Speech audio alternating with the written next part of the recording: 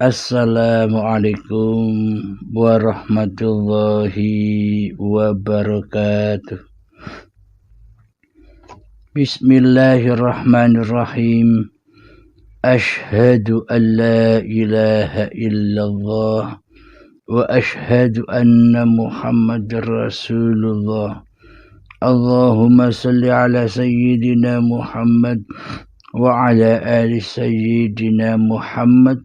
Rabbi shrah li sadri wa yassir li amri wahlul 'uqdatam min lisani yafqahu qawli. Amin. Bismillahirrahmanirrahim. Salam jumpa lagi, salam hormat, salam santun, dan salam takzimku untuk para sahabat tercinta, para penyimak Uripe Allah Channel dimanapun Anda berada. Semoga kita semua selalu diberkahi oleh Allah Subhanahu wa Ta'ala apapun aktivitas kita.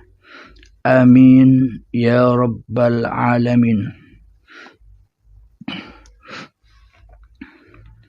Kali ini kita mengkaji tentang babakan pahala. Karena selama ini kita bertuhan dan beragama. Karena selama ini kita melaksanakan ketaatan.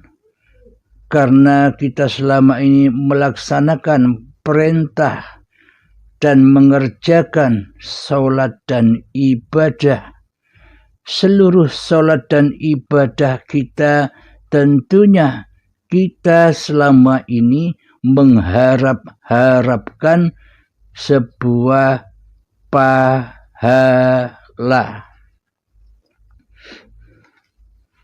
Jadi apakah hakikat pahala itu? Apakah pahala itu berwujud? Apakah pahala itu berwajah? Apakah pahala itu berbentuk? Apakah pahala itu bisa dirasakan? Pahala itu adalah laisa kamislihi syai'un. Tidak ada rupanya, tidak ada bentuknya, tidak ada wajahnya, tidak ada rasanya. Akan tetapi selama ini pahala selalu dicari-cari oleh manusia. Lewat ibadahnya lah, lewat sholatnya lah, lewat perbuatan-perbuatan baiknya lah, lewat sedekah-sedekahnya lah.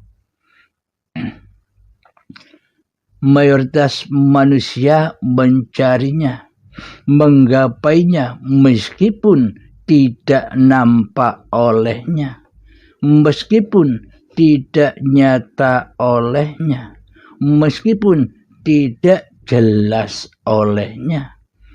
Dapat pahala atau tidak, yang penting diangen-angennya, pokoknya perbuatan sholat itu pasti mendapatkan pahala. Pokoknya mengerjakan suatu ibadah itu pasti berpahala.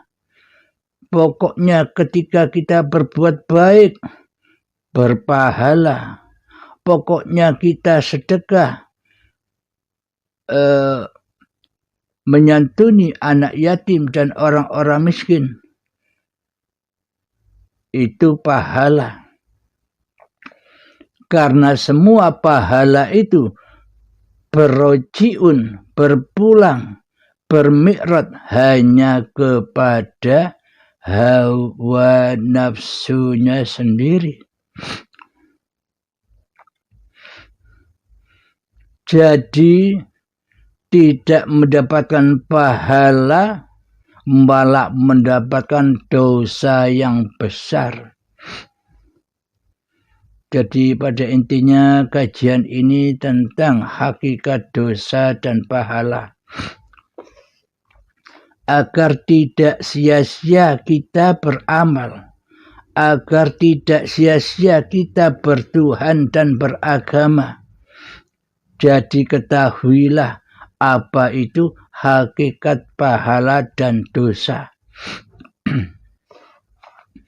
Sebab kalau tidak tahu apa itu hakikat pahala dan dosa, semua yang kita lakukan percuma dan tak berguna. Jadi percuma saja dan tak ada gunanya di sisi Allah. Bila kita ibadah melakukan sholat asal-asalan saja, ya percuma.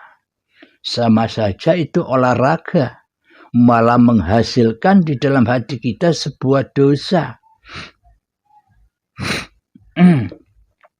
Sudah diterangkan di dalam firman-Nya Allah, fawailul lil musallin, celaka, neraka wail bagi orang-orang yang sholat, bagi orang-orang pelaku sholat. Nah, ini buktinya.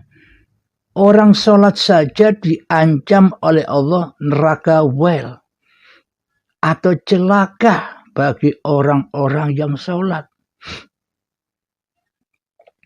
Jadi bukan orang-orang yang tidak sholat saja yang celaka, ya orang yang sholat saja celaka. Bagi siapa? Alladzina hum an sholatihim sahun. Bagi mereka yang lalai di dalam sholatnya. Kelihatannya sholat, tapi hakikatnya tidak sholat. Kelihatannya pahala, tapi hakikatnya dosa di sisi Allah. Karena apa? Karena tak satu pun manusia itu akan mendapatkan pahala di sisi Allah, kecuali orang-orang yang beriman kepada Allah, kecuali orang-orang yang bertakwa kepada Allah, kecuali orang-orang yang bertuhankan hanya kepada Allah lah di hatinya, itulah yang akan mendapatkan pahala. Hanya orang-orang yang sudah bertemu Allah sajalah yang pasti akan mendapatkan pahala di sisi Allah. Sementara manusia yang tidak mengenal Allah, yang kenal Allah hanya kata-katanya saja, hanya lewat nama-namanya saja, mengenal Allah lewat huruf-huruf saja, Allah disekutukan dengan sesuatu, dengan makhluk di hatinya, maka selamanya manusia takkan pernah mendapatkan pahala walaupun sebiji zarah pun. Akan tetapi sebaliknya, bagi orang yang belum mengenal Allah, itu tanda bahwa manusia itu belum beragama dan belum bertuhan di hatinya. Yang ada di hatinya hanyalah lembah dosa, yakni hawa nafsunya lah yang berperan penting sebagai Tuhan yang mentuhani hidup dan badannya selama ini. Jadi tak satu pun manusia bisa mendapatkan pahala Allah kecuali orang-orang yang sudah kembali dengan rela dan ridho kepada Allah.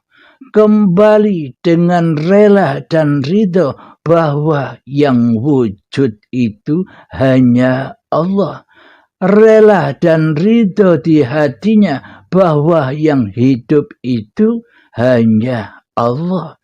Rela dan ridho di hatinya bahwa yang berkuasa itu hanya Allah. Rela dan ridho di hatinya bahwa yang punya kehendak serta daya upaya apapun serta ikhtiar apapun kecuali Allah.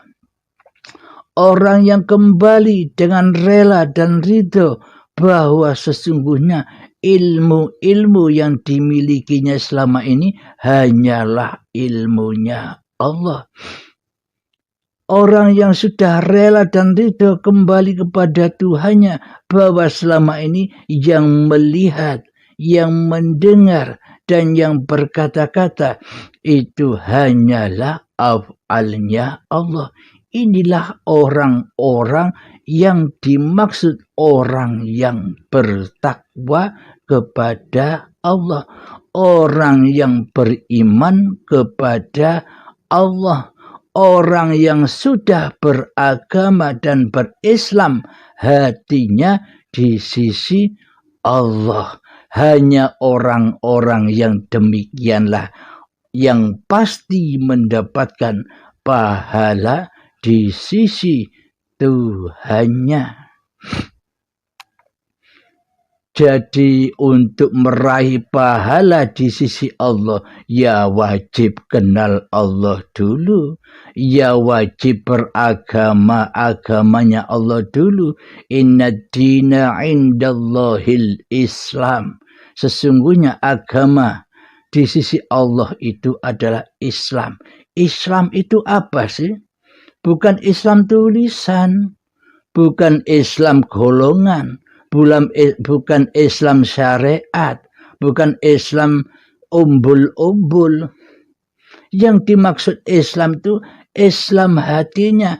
Islam itu pasrah, memasrahkan bahwa hidup dan badan ini bukan hidup dan badan manusianya.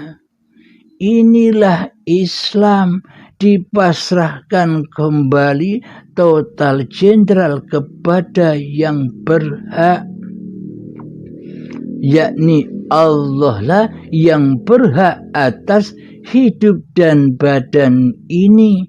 Inilah yang dimaksud beragama dan bertuhankan Allah di hatinya. Inilah yang dimaksud pahala itu. Karena sudah mempersembahkan apa-apa yang bukan haknya kepada Allah, maka ia akan mendapatkan pahala di sisi Tuhannya. Apa pahala itu? Ketenangan jiwa. Jiwa yang tenang. Jiwanya masuk surga. Jadi pahala itu tenangnya jiwa. Tidak ingin apa-apa. Karena keinginan apa-apa sudah dicukupi, sudah dipenuhi oleh Tuhannya. Hawa nafsunya, diri manusianya sudah tiada di hatinya. Yang ada hanyalah hayatullah yang menggerakkan, yang memperjalankan badan-badan ini di dalam berperan kesehariannya. Jadi manusianya sudah tidak ada di hatinya. Hawa nafsunya sudah hengkang dari kerajaannya Allah. Inilah yang dimaksud dosa. Bisa dirasakan di tiap-tiap hati kita. Bagi orang-orang yang sudah berbaik, rata-rata semuanya merasakan ketenangan, merasakan enjoy, hidupnya enjoy. apa yang mau dipikirkan. Karena Allah Maha pengatur diri manusianya. Allah Maha pengurus seluruh manusianya. Allah Maha mencukupi diri manusianya. Jadi apa yang mau ditakuti? Jadi apa yang mau diributi? Jadi apa yang mau dicari di dunia ini? Bila Allah sudah menyuguhkan apa-apa, mencukupkan apa-apa yang dibutuhkan oleh manusia kita. Bila kita bertuhankan hanya kepada Allah, itulah yang dimaksud pahala itu. Meskipun kita tidak laku apa-apa, meskipun kita tidak sholat secara syariat, meskipun kita tidak ibadah secara syariat kelihatannya, seperti bayi yang suci itu sholat, seperti bayi yang suci itu apa? Zakat, puasa, beribadah kepada Allah. Kenapa bayi itu disebut suci bersih? Karena di dalam bayi itu manusianya belum ada. Manusianya tidak ada. Karena manusianya didatangkan oleh Allah ketika detik-detik akil balik, ketika usia 5 tahunan. Maka dari itu bayi disebut suci. Karena suci dari kemakhlukannya. Di hatinya, suci dari kemakhlukannya di hati si bayi. Jika manusia ayah ibunya melihat bayi itu sebagai makhluk, karena yang ada di dalam hati ayah dan ibu kita makhluk, masih mentuhankan dirinya sendiri daripada mentuhankan Allah, maka dari itu yang dilihat ya makhluk. Bila di dalam hati ini sudah Allah yang mentuhani di dalamnya, maka tak akan bisa disaksikan selain Allah. Kemanapun arah mata memandang, kemanapun kau hadapkan wajahmu, disitulah wajhullah. Jadi maknanya orang-orang yang beriman itu sudah tidak mengerjakan sholat lagi. Jadi artinya bagi orang-orang yang sudah bertuhan itu tidak mengerjakan ibadah lagi. Itu maksudnya apa?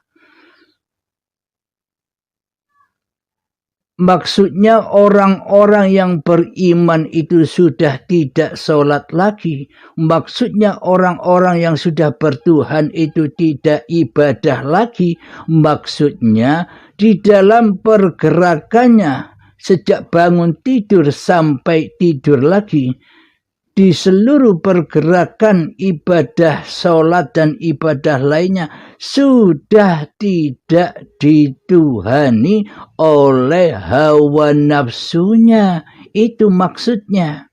Jadi orang-orang yang beriman itu sudah bebas meninggalkan syariat-syariat manusianya. Apa maksudnya? Jangan salah paham dulu. Yang dimaksud orang yang sudah bertuhankan Allah itu sudah meninggalkan seluruh syariat-syariat manusianya. Bagaimana mungkin manusia yang sudah bertuhankan Allah, mana mungkin manusia yang sudah beriman hanya kepada Allah, mana mungkin manusia yang sudah fana di hatinya kecuali Allah, mana mungkin bisa beramal ibadah. Apakah mungkin manusia yang sudah beriman dan kembali kepada kemakhlukannya bisa beribadah, bisa sholat? Mana ada manusia bisa ibadah dan bisa sholat?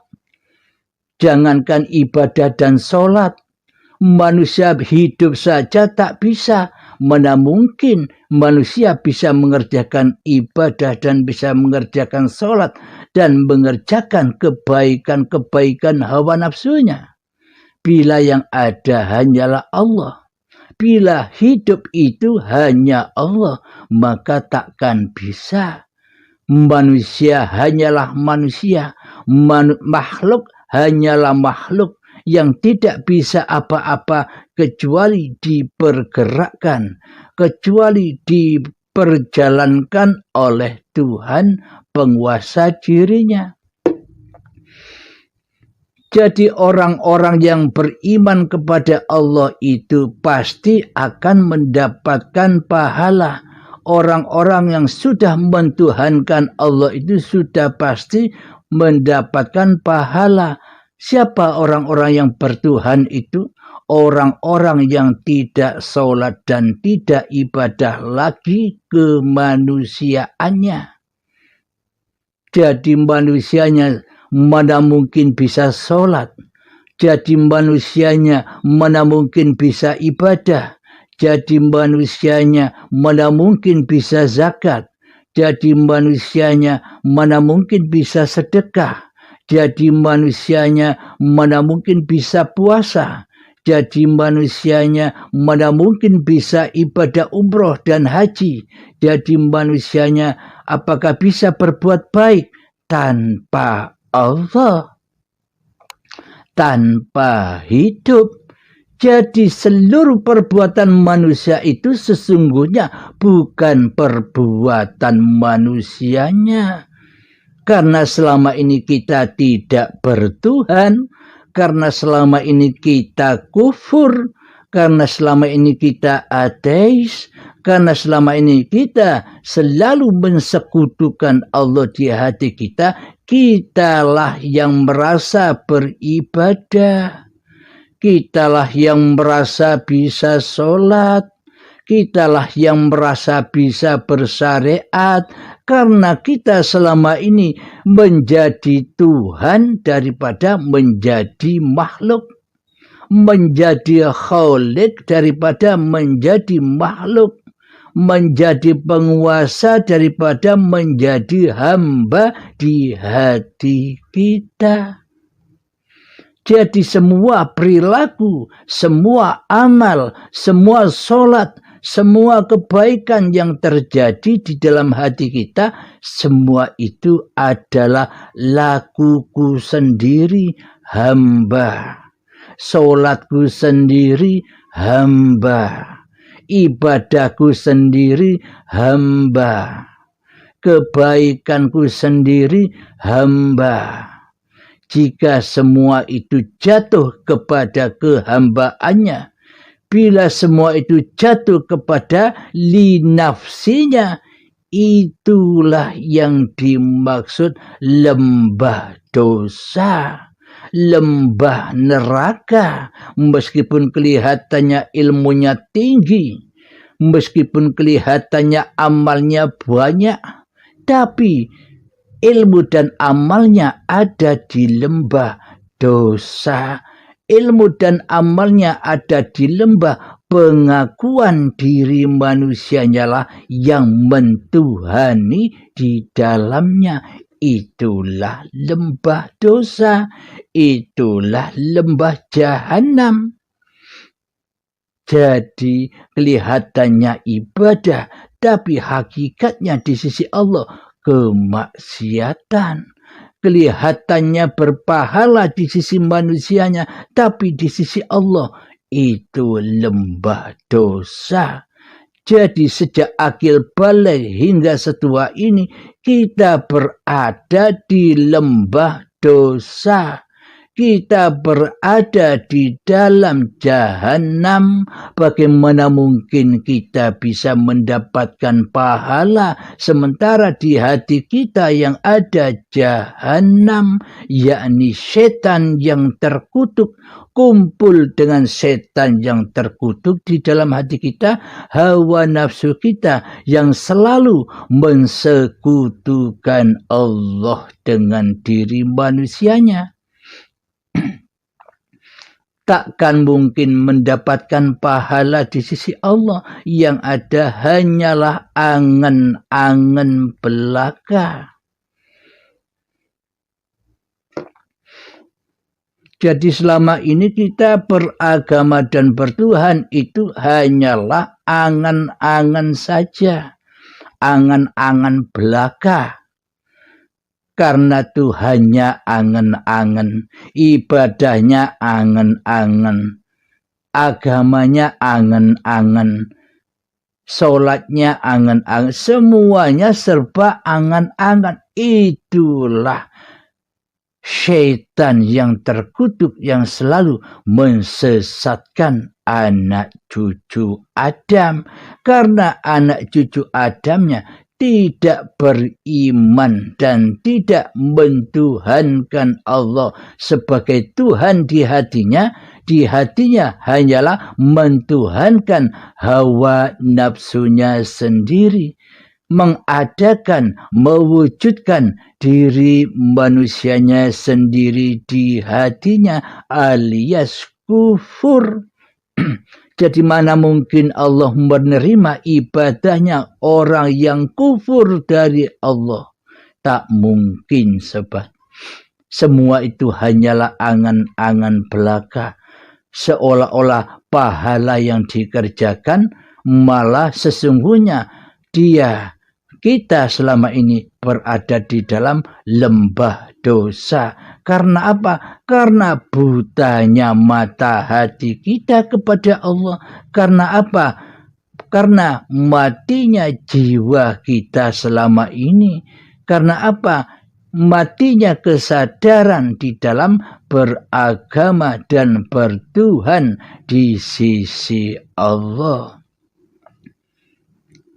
Jadi pahala di sisi manusia hakikatnya dosa di sisi Allah. Yang dianggap pahala di sisi manusia selama ini kan seluruh perbuatan-perbuatan kemanusiaannya, yakni manusianya yang merasa bisa sholat, yakni manusianya yang merasa bisa ibadah, yakni selama ini manusianya yang merasa bisa bekerja, yakni selama ini manusianya yang merasa bisa ngaji, yakni manusianya yang selama ini merasa bisa sholawatan, yakni manusianya yang selama ini merasa bisa zikiran, yakni manusianya yang selama ini bisa menjadi dermawan, berbuat baik, rajin bersedekah. Bila yang terjadi di dalam hatinya masih pengakuan diri manusianya yang berbuat, itu bukan pahala, bro. Itu semua lembah dosa. Yang mana kesemua itu yang Anda lakukan dan yang kita lakukan selama ini selalu endingnya dibakar di dalam anar, dibawa masuk ke dalam jahanam. Yakni apa? Diakuilah semua perbuatan itu perbuatan diri manusia kita, karena selama ini diri manusia kita berperan sebagai Allah daripada berperan sebagai makhluk. Di dalam hati kita coba kita hayati. Di dalam hati kita posisi kita ini sebagai apa? Sebagai makhluk apa sebagai khalik? Bila di dalam hati kita berperan sebagai khalik, sebagai Tuhan yang mentuhani segala amal perbuatan yang kita lakukan, itulah yang dimaksud dosa. Selamanya takkan pernah bisa mendapatkan pahala di sisi Allah sebelum masuk Islam, sebelum beriman kepada Allah, sebelum bertakwa hatinya kepada Allah, takkan pernah mendapatkan pahala di sisi Allah, melainkan mendapatkan dosa saja, digodok terus di dalam an-nar hingga abadan abada, hingga waktu yang sudah ditentukan kapan, saat sakaratul maut, saat perhitungan datang. Diperhitungkan kembali apa-apa yang selama ini kita akui sebagai milik kita. Jadi orang yang bertakwa, jadi orang yang beriman, jadi orang yang mentuhankan Allah, manusianya sudah tak bisa sholat lagi, manusianya sudah tak bisa ibadah lagi, manusianya takkan pernah bisa berbuat baik lagi. Mana mungkin manusianya bisa sholat, mana mungkin manusianya bisa ibadah, mana mungkin manusianya bisa berbuat baik, sementara manusianya mati, sementara manusianya tak punya hidup. Bagaimana mungkin manusia bisa beribadah dan sholat bila manusia itu sejatinya tak hidup, tak bisa berlaku apa-apa. Bukti ayatnya, inna sholati wa nusuki wa mahyaya wa mamati lillahi rabbil alamin. Alam.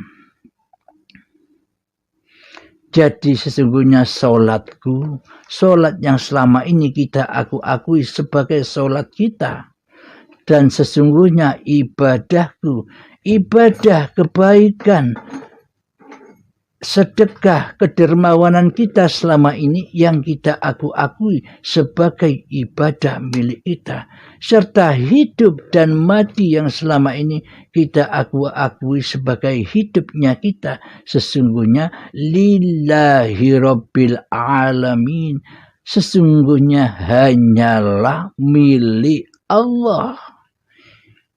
Jadi apapun yang kita kerjakan sesungguhnya itulah milik Allah. Inilah manusia yang bertuhan, inilah manusia yang beriman, dan inilah manusia yang bertakwa sebenar-benarnya takwa di sisi Allah. Jadi manusia yang bertakwa ya tak merasa bisa sholat. Jadi manusia yang bertakwa ya tak merasa bisa ibadah. Karena sholat dan ibadah serta hidup ini bukan milik manusianya. Itulah yang dimaksud manusia yang bertakwa. Itulah yang dimaksud manusia yang akan mendapatkan pahala di sisi Allah karena ketakwaannya. Maksudnya takwa itu manusianya sudah tidak menjadi Tuhan, manusianya sudah kembali menjadi makhluk, tidak bisa apa-apa dan tidak bisa bersiapa-siapa tanpa Tuhannya. Jadi ayatnya, wallahu khalaqakum wa ma ta'malun. Sesungguhnya Allah lah pencipta diri manusiamu, dan Allah lah pencipta seluruh amal perbuatanmu. Jadi mana mungkin manusia bisa berbuat baik kebaikan atau keburukan, baik ketaatan ataupun kemaksiatan, baik kesalahan atau kebenaran tanpa Allah, tanpa dicipta. Bila manusia tidak dicipta, apakah manusia ada? Apakah ada kebenaran dan kesalahan? Apakah ada ketaatan dan kemaksiatan? Apakah ada kebaikan dan keburukan tanpa penciptanya? Nah, jadi manusianya itu sesungguhnya tak bisa bersyariat, tak bisa bertoreko, tak bisa berhakikat, dan tak bisa bermakrifat. Karena yang bersyariat sesungguhnya, karena yang bertoreko sesungguhnya, karena yang berhakikat sesungguhnya, dan karena yang bermakrifat sesungguhnya hanyalah Sang Pencipta alam semesta ini, bukan yang diciptakan. Bila manusia merasa sebagai pencipta, itu maknanya manusia di lembah dosa. Meskipun kelihatannya sholat, meskipun kelihatannya amalnya banyak, meskipun kelihatannya ilmunya tinggi, tapi di dalam hatinya yang ada bukan Allah. Akan tetapi di hatinya yang ada masih diri manusia, agama apapun itu, maka manusia itu dikatakan tidak bertuhan, karena yang ada di hatinya, yang ada hanya Tuhan, hawa nafsunya di lembah neraka bersama syaitan yang terkutuk, bersama syaitan yang nyata di hatinya. Siapa yang nyata di hati kita? Kan kita selama ini yang nyata. Ya, yang nyata itulah sejatinya setan yang terkutuk itu, yang selalu berbuat dosa. Apapun yang dilakukan, semuanya dosa. Karena semua yang dilakukan diakui sebagai kuasa diri manusianya. Itu loh dosa. Jadi pahala itu hanyalah orang-orang yang sudah bertauhid. Ingat sekali lagi, jadi pahala itu hanyalah bagi orang-orang yang sudah bertauhid di hatinya. Mentauhidkan Allah daripada mentauhidkan hawa nafsunya di hatinya. Mewujudkan Allah daripada wujud manusianya di hatinya. Menghidupkan Allah daripada hidup manusianya di hatinya. Mengkuasakan Allah daripada kuasa manusianya di hatinya. Mengkehendakkan dan mendaya upayakan serta ikhtiarnya Allah daripada berdaya upaya dan ikhtiarnya makhluknya di hatinya. Intinya makhluknya mati, Allahnya lah yang hidup. Inilah yang dimaksud orang yang beriman kepada Allah. Inilah orang-orang yang bertakwa kepada Allah. Dan inilah orang-orang yang akan mendapat pahala surga dan ketenangan hati di sisi Tuhannya, karena manusianya sudah rela dan ridho mati di hatinya, tidak ada di hatinya.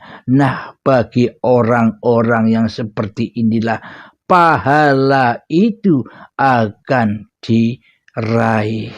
Jadi bila manusia tidak berhati demikian, bila manusia masih menjadi Tuhan daripada menjadi makhluk di hatinya, maka jangan berharap pahala, karena kita masih di dalam dosa. Tidak akan mendapatkan pahala jika manusia masih melakukan dosa-dosa besar. Sholatnya dosa besar, ibadahnya dosa besar, hidupnya dosa besar, amalnya dosa besar, kerjanya dosa besar, duduknya dosa besar, berdirinya dosa besar, minumnya dosa besar. Mohon maaf.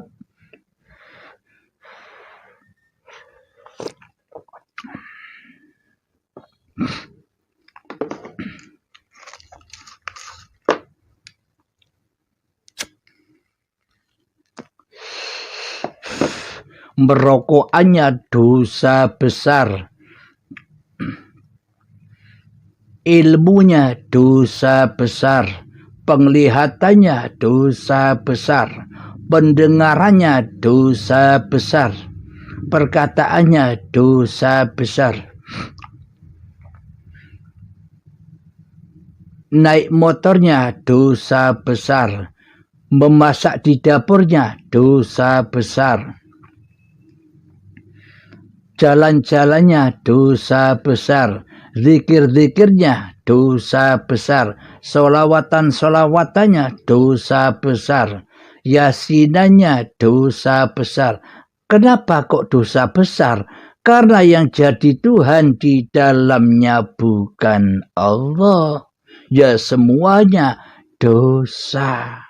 Ya semuanya tenggelam di dalam jahanam. Fawailul lil musallin. Celaka. Itulah golongan celaka.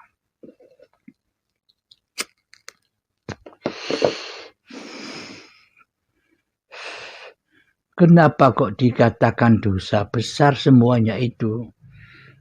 Karena di dalam hatinya manusianya lah sebagai pelakunya.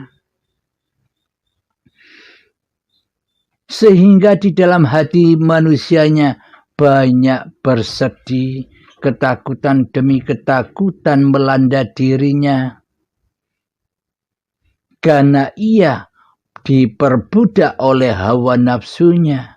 Doa-doanya bukan kepada Allah. Doa-doanya selama ini hanya kepentingan-kepentingan setannya. Kepentingan-kepentingan hawa nafsunya. Yakni babakan urusan dunia, yakni babakan keberhasilan dunia, yakni babakan keberhasilan cita-citanya, yakni babakan keberhasilan hawa nafsunya, yakni babakan keberhasilan kemuliaan hawa nafsunya, yakni babakan kehormatan hawa nafsunya. Karena di dalam hatinya yang jadi Tuhan masih dirinya sendiri. Jadi seluruh amalnya itu terbakar. Jadi tak bisa menanam tanaman yang baik di dunia ini untuk dibawa ke akhirat. Tak pernah bisa menanam sedikit pun. Karena di dalam area tanaman itu terbakar semua. Di dalam lembah neraka bagaimana bisa menanam? Bagaimana bisa menanam kebaikan untuk dibawa ke dalam akhirat? Takkan bisa menanam apa-apa. Jadi manusia yang bisa menanam, manusia yang sudah beragama dan bertuhan di hatinya, yakni agama innad dina indallahil Islam. Jadi Islamnya secara hati, secara maknawi, secara batinia, bukan Islam-Islam yang di luar sana. Bukan Islam-Islam yang hanya simbol-simbol saja. Islam-Islam yang hanya simbol saja itu tempatnya di neraka jahanam. Contoh, bukti selama ini, lihatlah Islam-Islam, lihatlah aliran-aliran, lihatlah semua banyak kepentingan-kepentingannya. Mereka satu persatu, mereka masing-masing dirinya merasa paling benar. Jadi 73 golongan ini, golongan apapun, aliran apapun, semuanya merasa dirinya lah yang terbaik. Karena Islamnya masih Islam simbol, karena Islamnya masih Islam dohir, syariat saja, maka panas. Banyak perselisihan. Lihatlah, tengoklah di Timur Tengah, di Suriah. Padahal sesama Islamnya, tapi kok saling membunuh. inilah lembah neraka. Jadi bukan Islam secara dohir itu yang inna dina indallahil Islam itu. Jadi Islamnya hati yang ada, yang masuk di dalam hati. Bukan Islam yang di luar hati. Yang di luar hati itulah anar. Yang saling merasa benar sendiri. Yang selalu panas. Bila aliran lain mengatakan begini panas. Bila yang itu dirasani begini panas. Yang ada hanyalah perdebatan dan perdebatan. Itulah bukti anar. Jadi paparan yang diterangkan ini sudah di atasnya segala aliran dan golongan. Tujuan Islam itu, sesungguhnya Islam itu ya yang begini, yang originalnya, yakni hati selalu mentauhidkan Allah.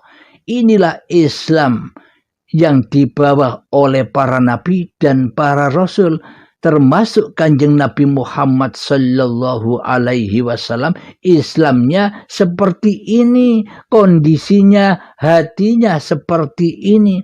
Bila kondisi hatinya tidak bertauhid, maka bukan disebut Islam. Maka peperanganlah yang dihadapinya, maka merasa mulialah yang dihadapinya, maka merasa benarlah yang dihadapinya. Jadi contohlah kondisi Islamnya hati Kanjeng Nabi Muhammad sallallahu alaihi wasallam yang selalu hatinya mentauhidkan, mengadakan, mewujudkan, menghidupkan, mengkuasakan, mengkehendakkan hanya Allah daripada Muhammadnya di hatinya. Contoh, Muhammad, bukan kamu yang melempar, akulah yang melempar. Muhammad, bukan kamu yang memanah, akulah yang memanah. Itulah contoh hati, keadaan hati para nabi dan rasul. Yang ada hanya Allah, bukan Muhammadnya. Yang ada hanya hayatullah, bukan hayat manusianya. Bila yang ada hayat manusianya, maka ia sudah di dalam jahanam, disiksa terus dengan perselisihan-perselisihan, disiksa terus dengan perdebatan-perdebatan, disiksa terus dengan rasa kebenarannya sendiri.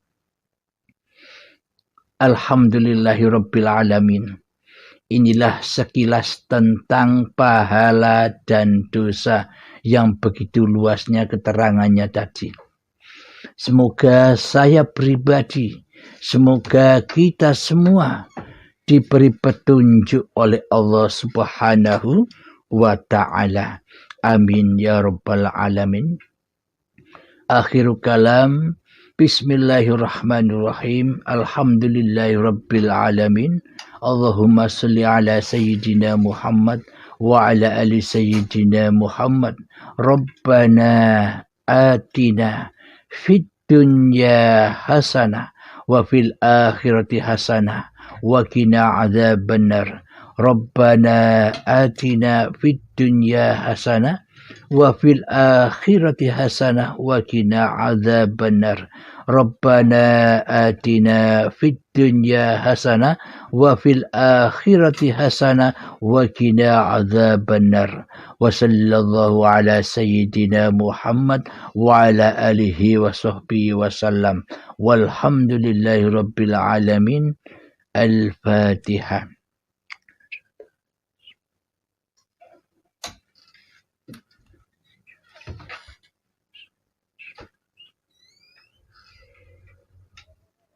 Alhamdulillahirabbil alamin. Assalamualaikum warahmatullahi wabarakatuh.